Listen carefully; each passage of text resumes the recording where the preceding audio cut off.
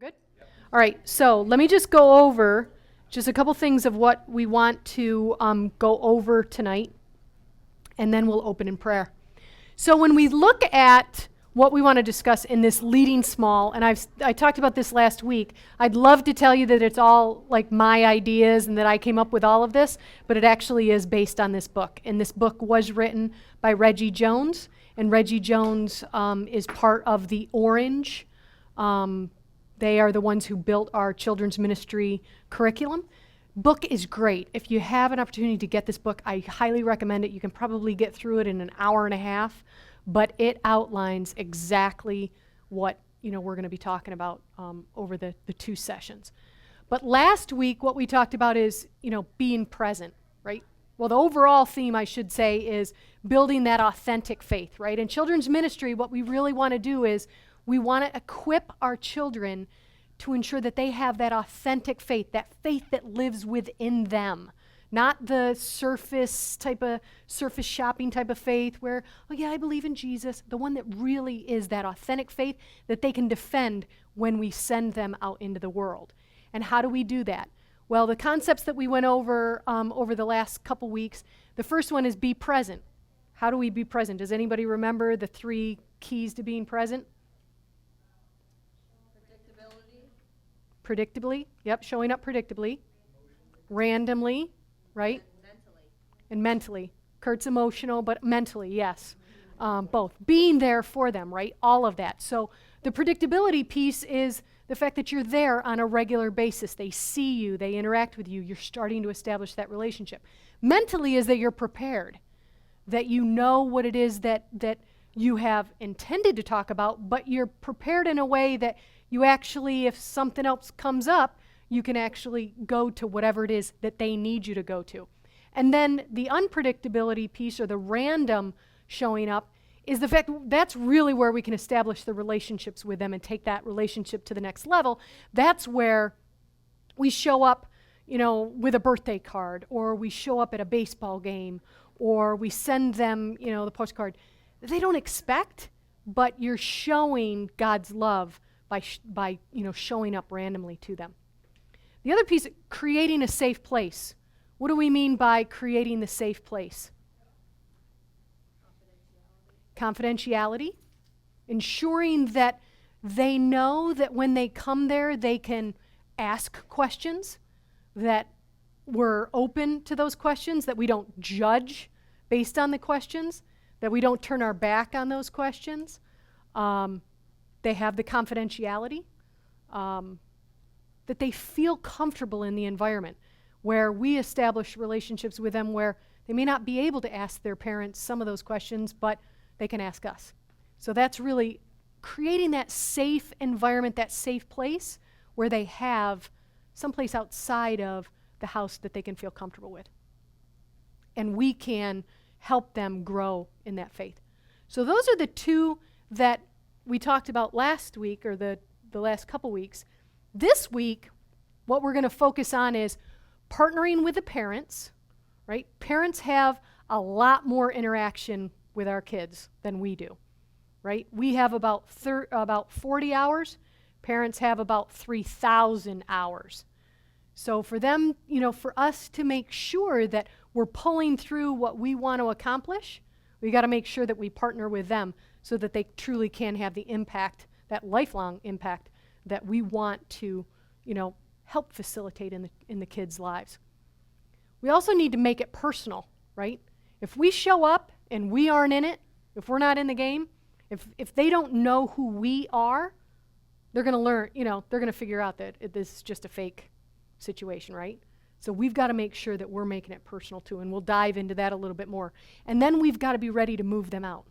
We've got to be ready to ensure that they have other people in their lives that are going to have the impact to follow them through, that they have that connection to the church, but we need to make sure that we can move them out.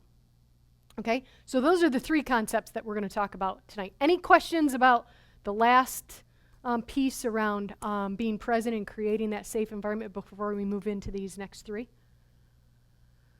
No? Let me introduce myself, because a lot of you guys I didn't have last week. I had a couple of you guys. I'm Kim Eshleman. My husband and I coordinate kindergarten, and we have for the last several years.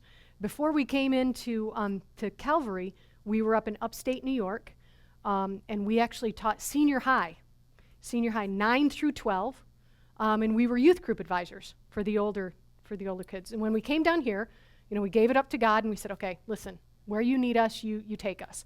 And actually, for the first about 8 months, God said, you know what? I want to feed you. So we didn't get involved, and we really did. We gave it up to God, and we said, where do you want us? Because we were very involved, engaged up there. So for about 9 months, he fed us, and then we said, okay, where do you want us? And he's pointed to kindergarten. And I'm not kidding you when I was like, seriously? Kindergarten? Like, I just figured out the older kids, right? And I think I told this story last week. But I got to tell you, there's not a big difference between kindergarten and senior high.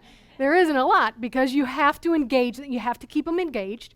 You got to make it personal. So a lot of these concepts we're talking about are across the different ages. But I can tell you, and Kurt can attest to this, we learned that there are a lot of similarities between the kindergartners and the senior high guys. So, but anyway, we do coordinate that. And I am part of the children's ministry leadership team.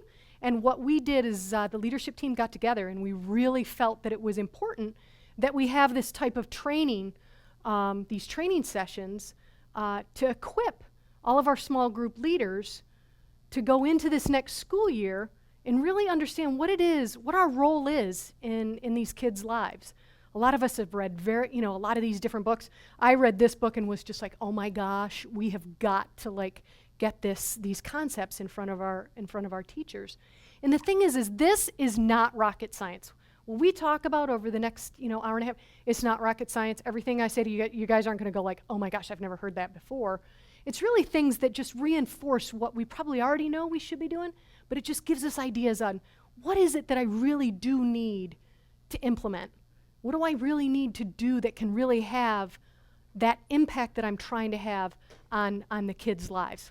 I'm investing in the few in your group, the 5 to 6 that you're assigned to. How can I truly help build that authentic faith with those kids? And that's really what we want to accomplish over the next hour and a half, okay?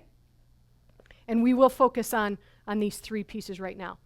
Before we start in that, let's just take a moment and pray, okay? Dear Heavenly Father, we just ask you to just bless us tonight. We ask that you just speak through me. What is it that you want us to hold on to? What is it that you want us to implement? What do you want us to take from this evening and put forth so that we can truly build your next generation, that we can build the church, that we can influence these kids that we have on a weekly basis, and that we can really truly influence them and build that authentic faith, that strong relationship in Jesus.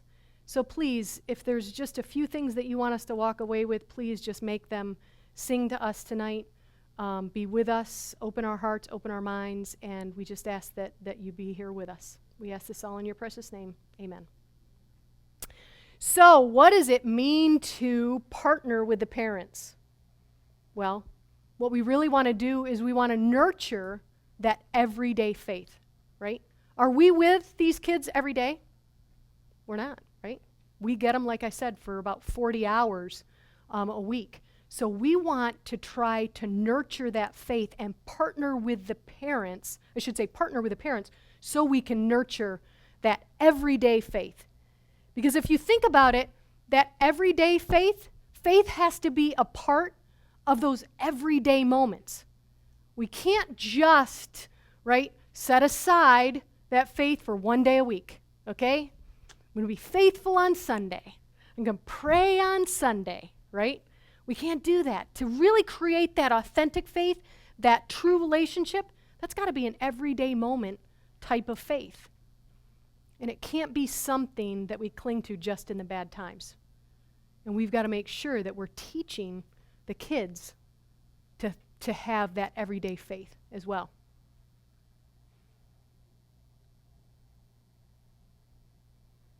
So we can't, like I said, we can't spend 24/7 with our groups, so we have to partner with their parents.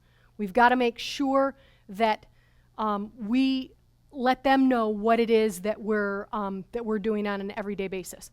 Let me stop right real quick because I think most of you guys see that, but on all of your tables are these sheets that our amazing teacher Becky Mandia, because she's been a teacher before. These are to help you guys follow along, really capture some of those key points that we talk about.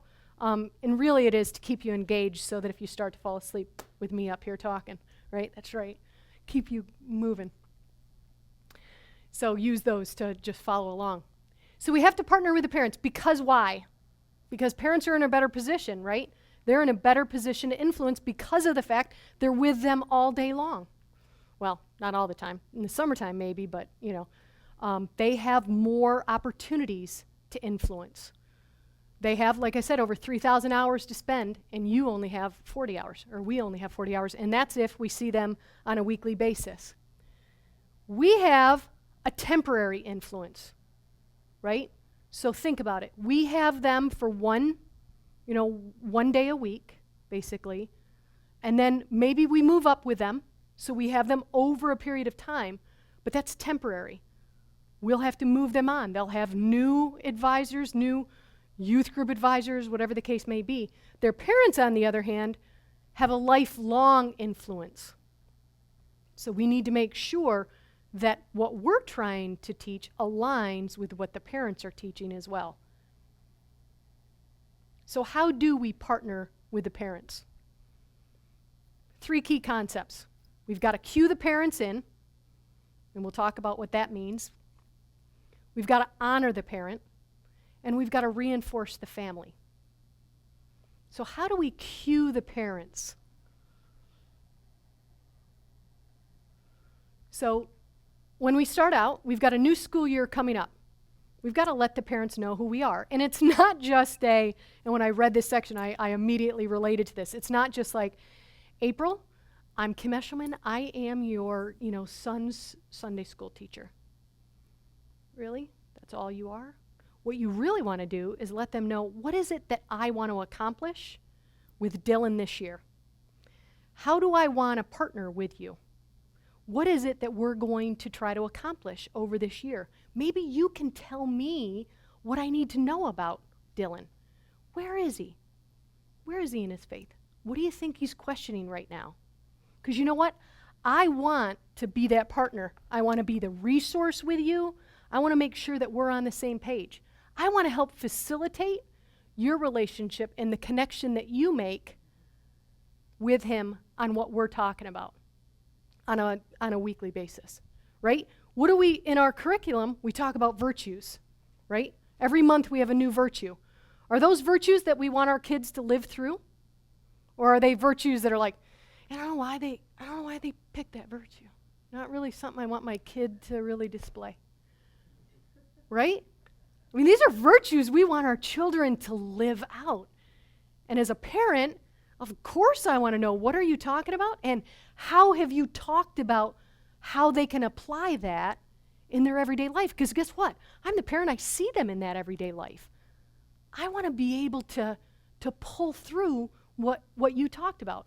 And what about on the car ride home? How many times, hey, what'd you talk about in church today? Nothing.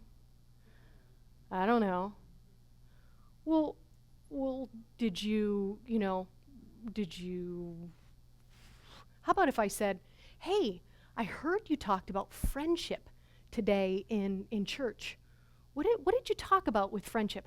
How can you be a better friend, in school? That helps facilitate a much more in-depth conversation with your kids, right? Versus, I don't know. What'd you talk about in church today? I don't know. So cueing them in is really, really important, right? You want to make sure they know that we want them to win as parents, and that has to do with all what we just discussed. Let them know what you're discussing so that they can pull that through and they can connect. Great. It's kind of like working out, right? I was just talking about this morning. There's people that are extremely, extremely busy all the time, and they'll say, you know what, I'm so busy, I don't have time to work out. Well, if you plan it, you sometimes, well, if you plan it, you can get that done, right? Maybe you don't see every parent in 1 week, but you make it a point within that month that you want to see, if you've got 5, you want to see 3 in 1 week, 2 in the other, or however you determine that you got to try to get them. And you set the expectation with the child too. Hey, listen, I'm going to use you. Johnny, I want to talk to your mom before you leave today, okay? Make sure that I talk to her. And, you can have the child help facilitate that introduction as well. And so make sure, if you plan for it, it's much more likely to take place. And then, plan appropriately. You probably aren't going to get 5 in the one chaotic time. We've done it more at pickup, because then you have a conversation to say, hey, listen, thanks, it's great to have, Dylan in class. Really appreciate it. He was very engaged today. We talked about this, and, it was great. He knew, he was the one that raised his hands. One of the things that I really want you to pull through this week, that I really want to, ensure that we're talking about, is this.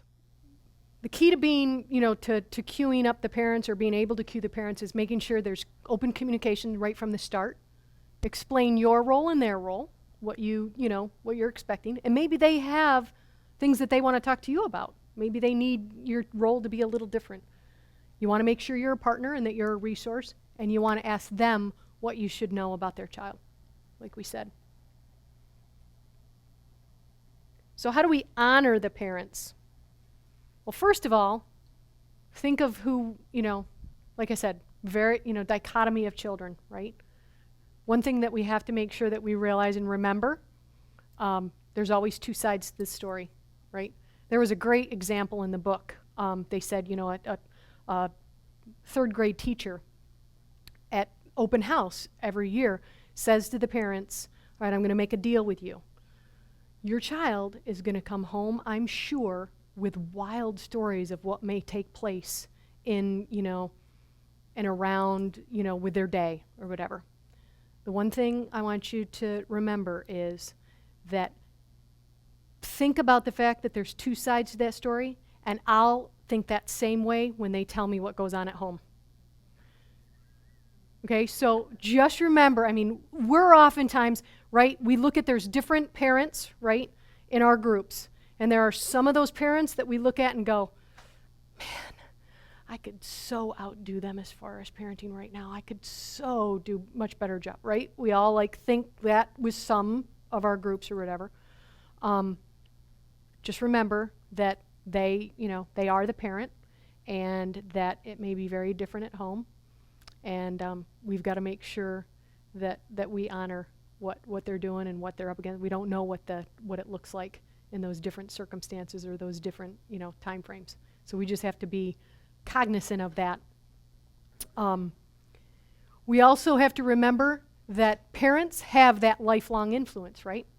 So they're going to be there through thick and thin. They're going to be there through this, this stage of whatever the child is going through. And they're there for their life. We need to make sure that we always build a bridge. Now, there was a story in this in the book as well about this young girl, teenager, right, 9th grade. I think she was like a freshman in high school. Knockdown, drag-out fight with her parents. Her parents were very upset with her for her grades, and she got very unbelievably upset that how could they not? She's a good kid. She never gets in trouble. Why are they getting down on her grades? And her parents basically were like, done, go up to your room right now. And she was just livid. So they made a comment that she did a great thing. She called her small group leader and was just like furious on the phone, right? I can't believe they did this. I cannot believe that, I'm a good kid. I never get in trouble. My grades aren't that bad. I'm getting B's instead of an A, And so small group leader just listened, right? And said, I know you're a good kid. I know your parents know you're a good kid. Your parents think, they talk about how great you are all the time. But what's going on? What's going on with your grades? Well, I got a B in this, well, could you have done better? Well, maybe. Well, that's probably what your parents, your parents just want you to do the very best that you can. basically the small group leader talked the girl through this. They put a plan together. She goes downstairs, the parents, she has a great conversation with them, but the small group leader was able to show, basically just mirror, put the mirror in front of her to say, okay, let's think about this. Why are your parents thinking the way they are? Instead of like, yeah, I know. I don't know why they're thinking like that. Trying to brownie points like, yeah, let me be your friend. Make sure that you're building the bridge. You honor their parents. Make sure that you recognize that they're going to be that lifelong influence. You want that partnership with them. You do not want to be the adversary. Because there are times when we want to just be the friend, right? Build the trust, build the confidence. Yeah, not so much. Let's be the adult. Let's make sure that we're, building that bridge. Any questions on that? Thoughts? Get it? Yep. Reinforce the family, right? So parents, they do have the 3,000 hours, right? But that's a lot of quantity time. Cooking dinner, got the spelling test, taking the kids from here to there, soccer practice, field hockey, video games, so it's a lot of, they don't have the quality time that we may have that really speaks to those meaningful conversations, the conversations that we plan out. So we have a lot of quality times. The one thing that we need to remember is there are some times, some experiences, and some conversations that parents want to be a part of. So we have to be really careful that we don't take away from, the experiences that a parent may want to. Is he? The opportunity of. Juliet had tired shoes and it wasn't him. Yeah. It was like so bothered, but Yeah. not really. But it's like those are those teachable moments, right? Started the teaching, but I guess he completed it because you said he taught me. Yeah. Yeah. I'm like, I'm glad to just learn it. I don't care what the team say. I'm supposed to know how to tie their shoe. Right. But those are I understand that, yes. so it's one of those things like we should not be the first ones to have the talk, right? Yes. Now, in that partnership, the parents may come to you and say, yeah, I really do want to partner with you because I need to have somebody alongside me to help me with scripture on that talk. But we have to be cognizant of that there are some things that the parents may want to be involved in. And some of them may be as, an example that they gave was, that one of the parents, one of their sons went and had this epic Star Wars, movie marathon thing. And this parent, like the tie the shoe thing, this parent wanted to be part of his son's first Star Wars movie, right? And that I don't relate to that whatsoever. But, this was an example. But it's things like that, hey, I want to invite my group over. We're going to have a Star Wars marathon. Well, maybe one of your kids has never seen Star Wars, right? So we just have to be cognizant of that and just reinforce that family and understand what may be very special to that family that they may want to be involved in. And there's no reason why you can't partner with the parent to find out, right? Hey, listen, I'm thinking about this. Is there anything? And make sure that they're okay with that. So we want to cue the parents, we want to honor them, and then reinforce that family.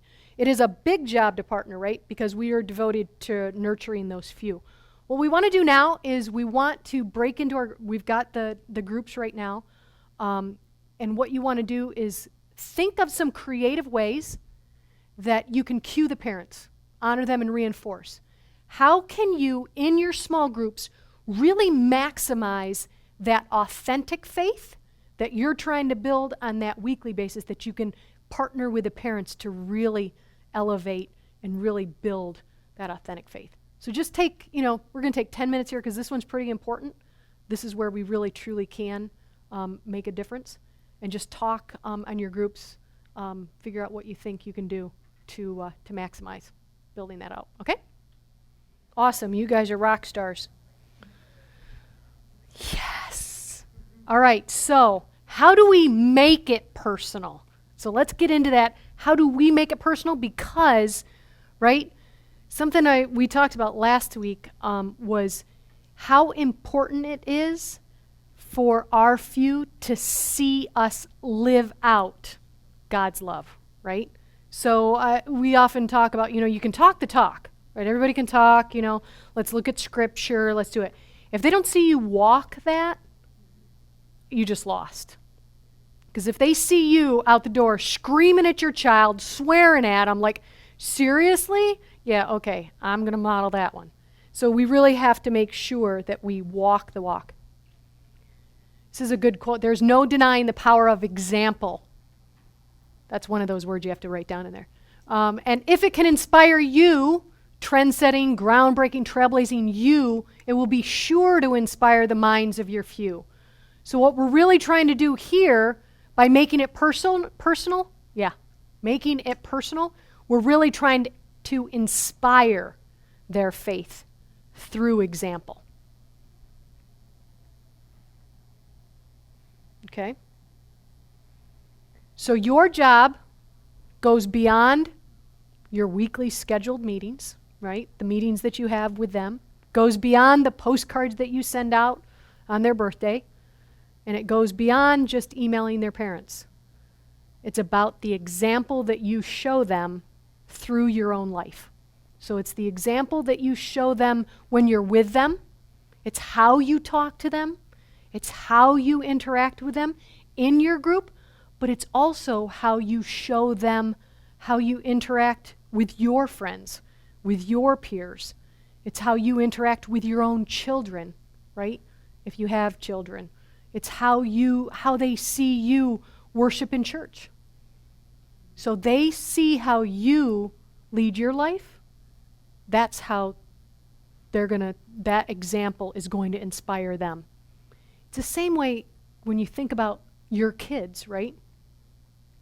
Your kids are brought up in a church-loving, God-fearing, God-loving family. How many people have kids that go to a public school?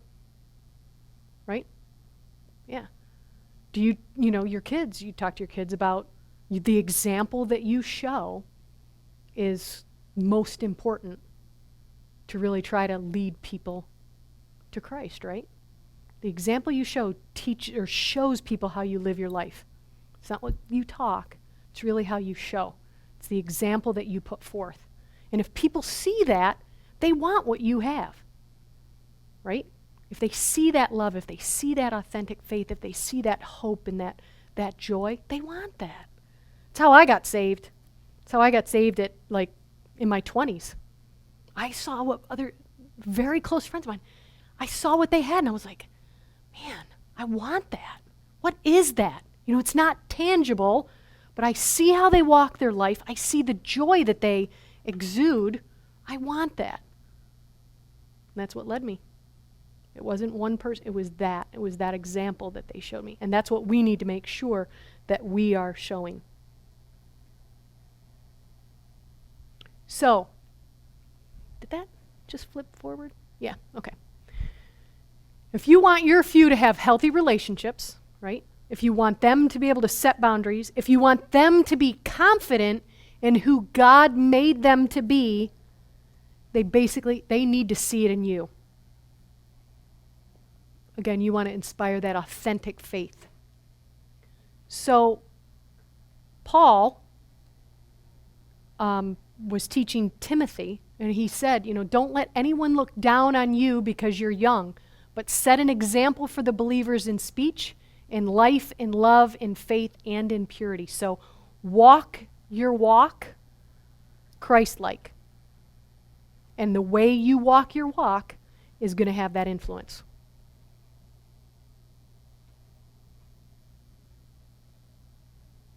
So when you make it personal, there's 3 key pieces to this. One is live in your community, set your priorities, and be real. Right? So this is about you and how you create that and inspire that authentic faith. So let's talk about living in the community. So your community is not your few, right? Your community is not the 5th and 6th graders or the 6th graders, or the kindergarten or the preschoolers or the kindergartners. I know. Sometimes it would be easier, but not so much.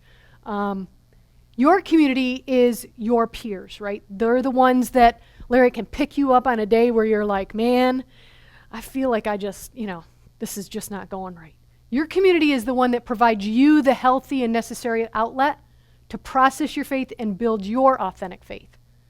So who is or who are your community? Who's our community? Who's in your community? Okay. All right. Church, right here. There you go. So your community is your homeschool moms. Or it's one of your, or part of your community. What about you, April? For me, it's our home fellowship. Great example, home fellowship. Creating that community. We talked about that in the first session, right? Jesus created his community with his disciples. The church creates the community with small groups. And then God had to create the community because Adam couldn't deal with life without Eve, so he had to bring Eve in to create that community there. He had everything, Larry. He had everything he needed, but he needed the woman for the community. Yeah, he understands that. So who's in your community? Family, friends, Mm-hmm. coworkers. I was just going to say, I knew that was what I almost was, but you said it for me, coworkers. I attend reality theater,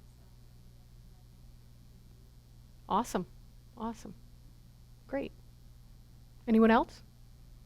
Christy, who's in your community?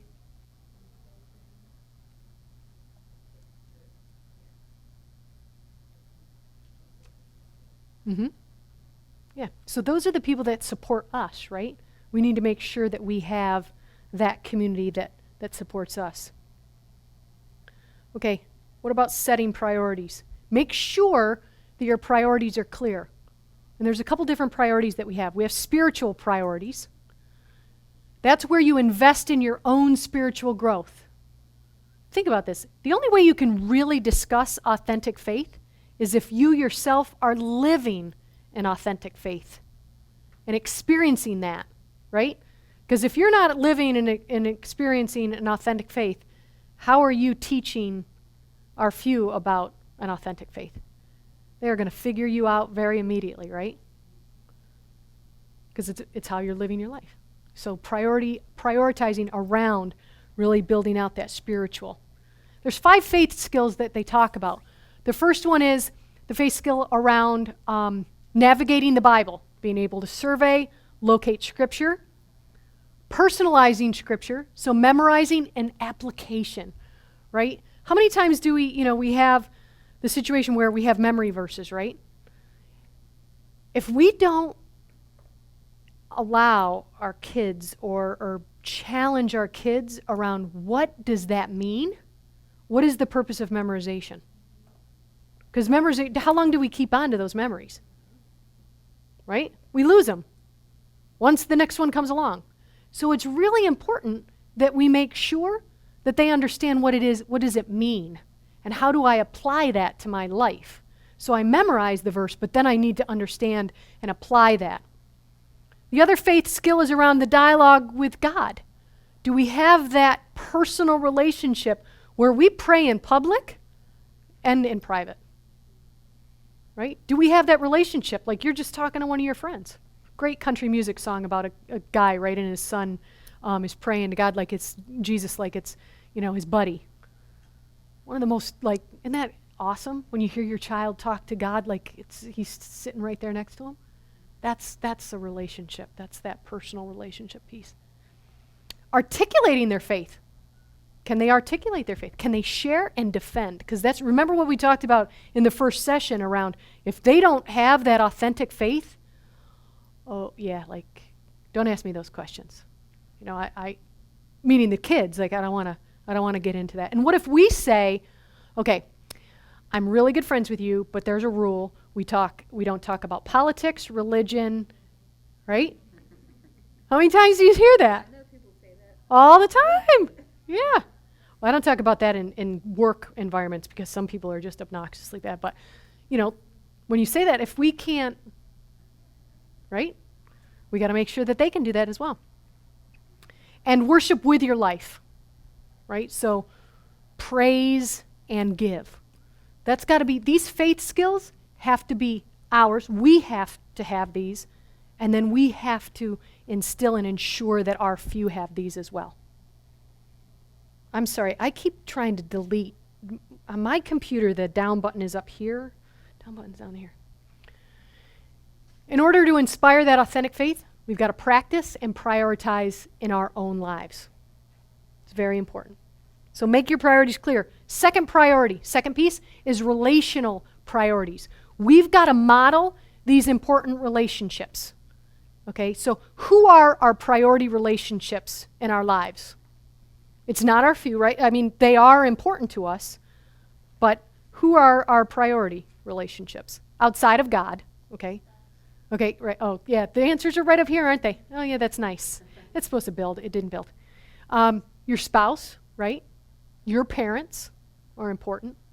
So you're at a church function, and your sister goes in labor. Do you stay at the church function? Your few need to see where are your priorities, right?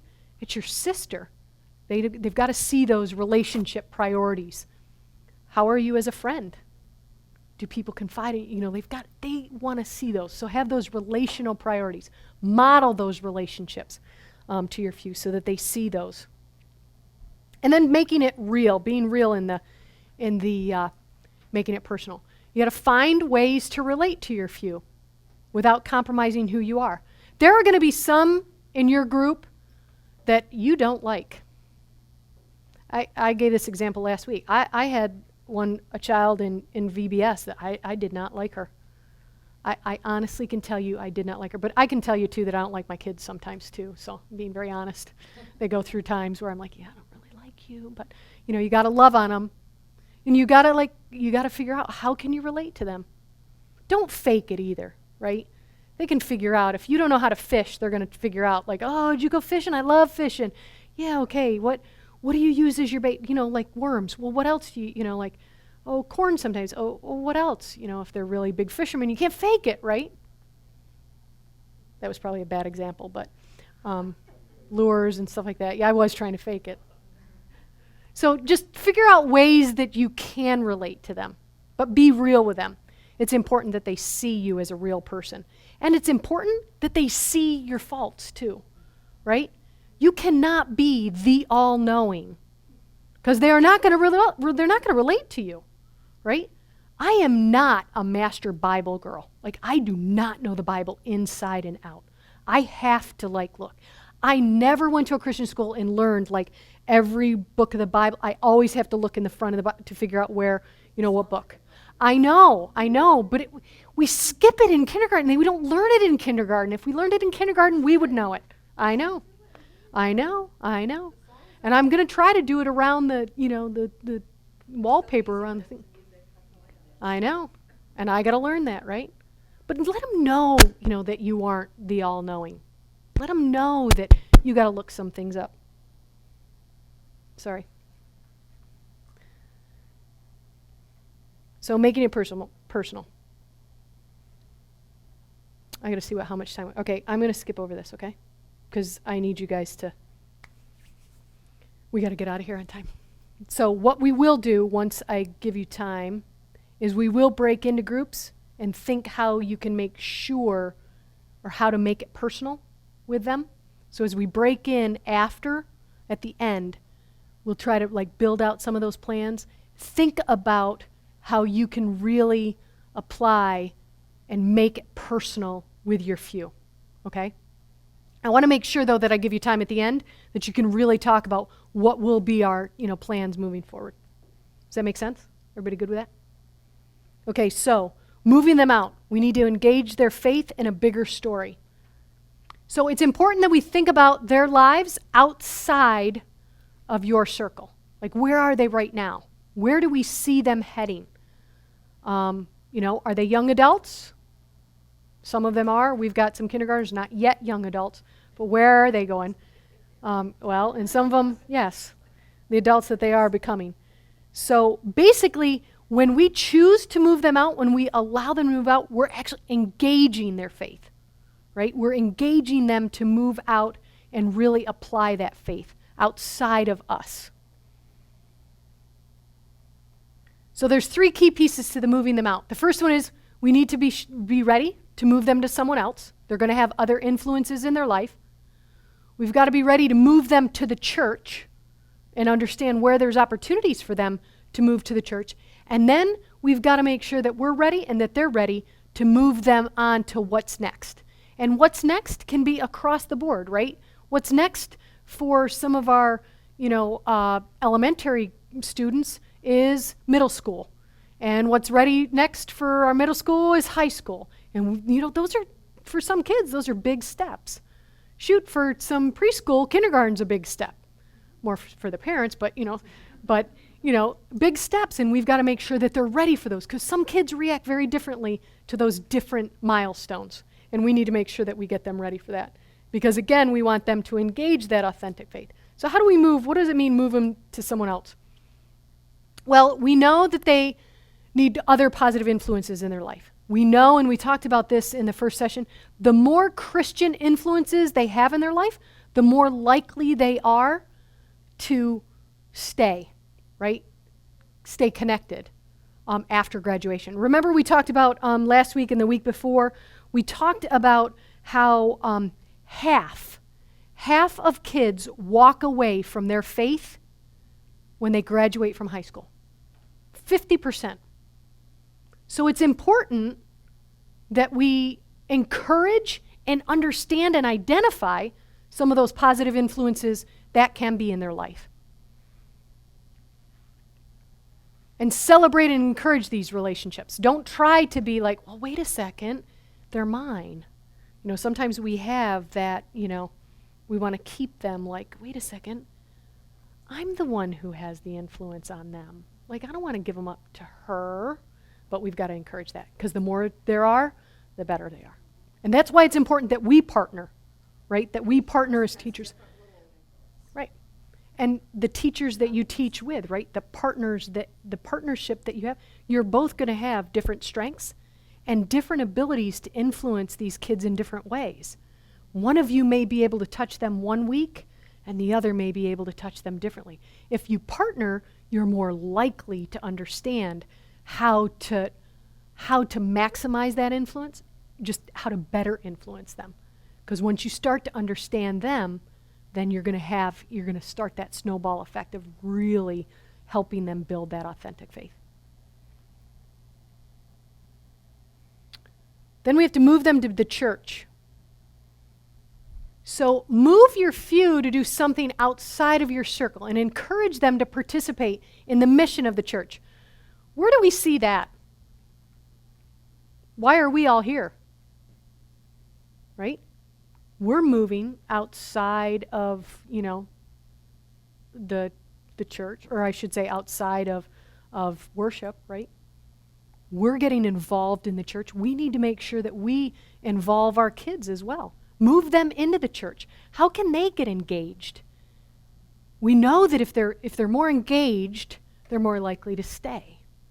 Not meaning stay physically in this church, but they're more likely to stay in their faith if they're engaged in their faith, right? If they can apply what they're learning, if we test it, if we use it, we're building it up. So in helping and encouraging them to participate in their faith, to participate in the church, is really, really important to help building that out as well. So kids, think about this. This shouldn't even say kids, it should say everyone wants to feel significant. Humans want to feel significant. They want to feel like they're contributing in some way. Never underestimate using them. It says up here, letting them, but use them, because that will help them feel significant. Let them pass out the snack. Let them help tell the Bible story. Tell me your daughter doesn't just get so excited when she does that drama in big group, in large group. She is participating in the story in the large group setting by acting that out in front of, and for the other kids. She's teaching them. That engagement factor, huge, huge.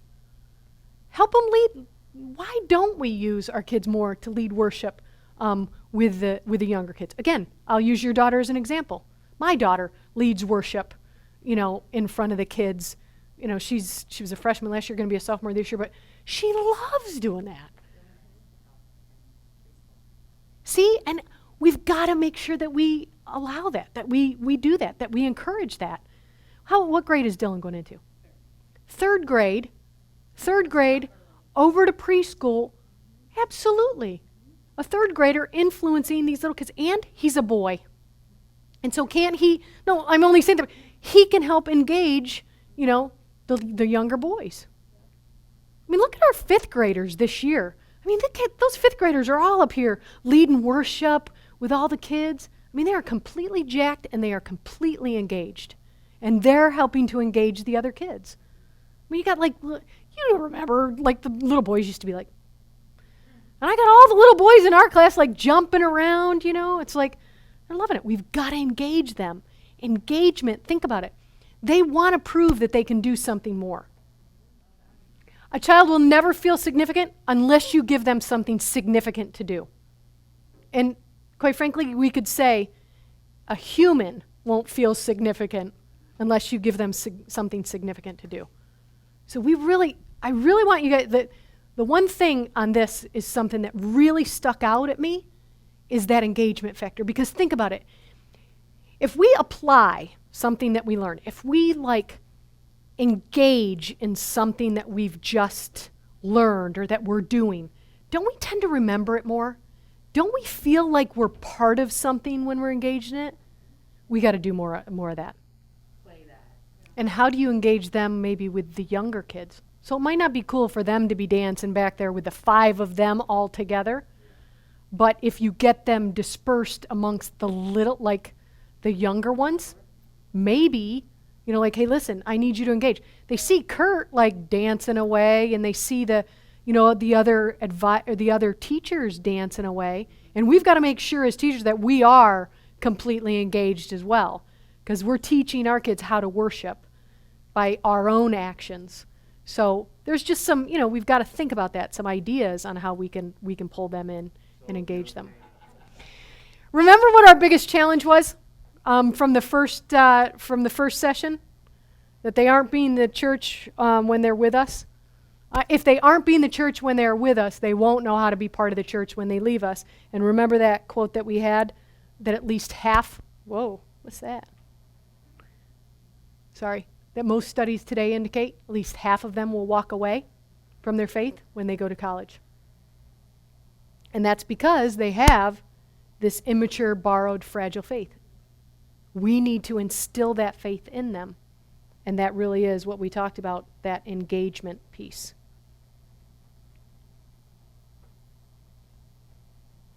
Okay, I'm going to go through this. What do we do to move them to what's next? And then we'll move back to what we should be. So when we move them to what's next, we always want to look forward. Set them up for that smooth transition. We want to prepare them. We want to walk them through it. Ease the anxiety. Make them feel more comfortable. And again, this is in all walks of life. This is your preschooler going to kindergarten. This is your, elementary kids going into junior high or middle school. And this is your middle schoolers going up to high school. We don't have any high schoolers right now, but this is your high schoolers going to college, right? Those transitions, making sure that they're ready and that they're comfortable for this. As you move them out, you're engaging them in that bigger story. You want to be there for them. As they meet new role models, who should those role models be? Help them understand who that should be. Discover their significance and transition through their life. And the best way to move them out is for you to be leading them small, establishing that relationship with them. So when you lead small, you connect, you clarify, you engage, and you nurture and inspire that authentic faith. And these are the key areas that we talked about over the last 2 weeks that we've been together, right? Being present, we're connecting. Creating a safe place, we're clarifying, being able to answer their questions.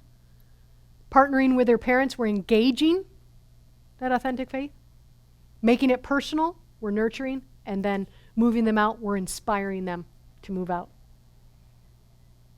You can make a difference.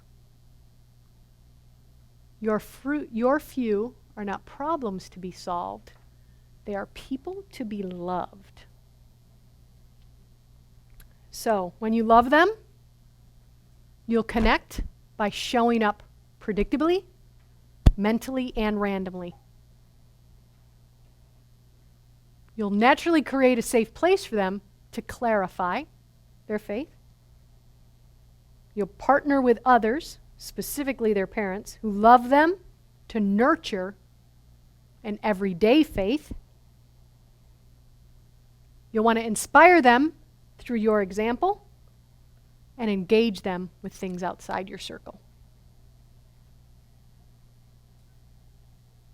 Best way to love your few, lead small.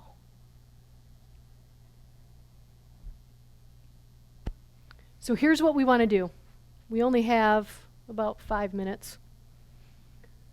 In your packets, there were a few things that we skipped through. We had really, really good discussion, okay? We really want to take this time, the time that you have left, to really think about what are those key areas that we can do to really try to build that authentic faith. Where are those areas that we can implement, this year with our kids? What things that we feel that we feel comfortable that we could do with our partners to make sure that we're taking that relationship, that we're taking their relationship with Christ to the next level? How can we engage with them on a higher level or maximize that time that we have with them? So take this time just to really think about that and what we talked about tonight, to kind of build out your plan on what you want to execute over the next, several weeks with your few. Okay?